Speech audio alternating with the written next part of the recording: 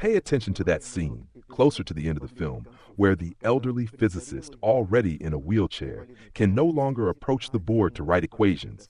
His young colleague, the film's heroine, the daughter of the main character, writes different equations on the blackboard.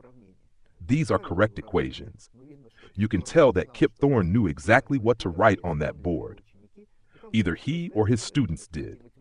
There are tensors written there, mathematical objects used in general relativity. A tensor is typically represented by a capital Latin letter with small letters, indices above and below it. Usually, the tensor's name is in Latin letters, and the indices are in Greek, I, J, K, L, and so on. But I looked closer, paused the frame, and examined which indices were used. And my God, I saw that they were neither Latin nor Greek. They were Cyrillic letters, our own native letters. And which ones exactly? I recognized in those letters the abbreviations of the names of famous Soviet physicists. One of them was my teacher, Yakov Borisovich Zeldovich, an academician, three-time hero of socialist labor, and so on.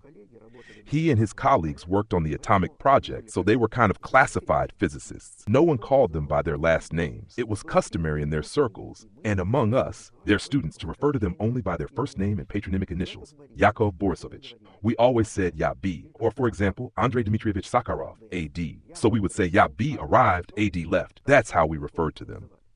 Kip Thorne also visited us back in those years. He often attended Zeldovich's seminars, and he, of course, knew them very well. By the way, he has a decent command of the Russian language. So I look at the indices on those tensors, Ya.B and A.D. It's a subtle tribute, a little greeting to his teachers that he embedded into a frame of the film.